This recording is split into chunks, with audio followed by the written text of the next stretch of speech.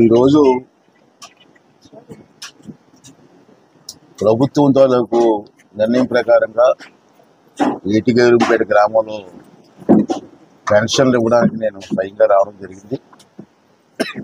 చాలా సంతోషం. అధికారులు కూడా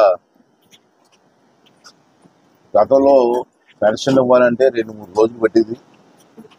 అలాంటిది ఒకే రోజులో మొత్తం టోటల్ పర్సంటేజ్ అంతా కూడా రాష్ట్ర వ్యాప్తంగా ఇక్కడే కాదు, అధికారులు స్టాఫ్ అందరూ కూడా ఒకే రోజులు పెన్షన్లు ఇచ్చి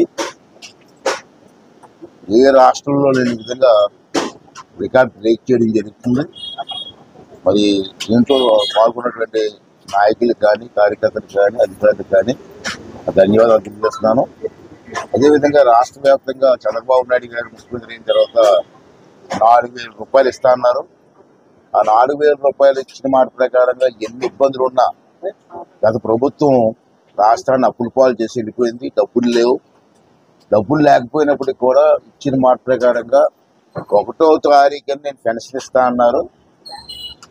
1వ తారీఖు పెన్షన్ ఇచ్చుకుంటూ వస్తున్నాం.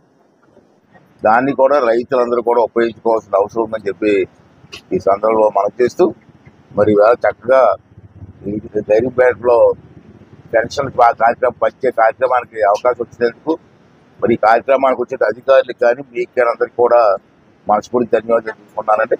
నమస్కారం.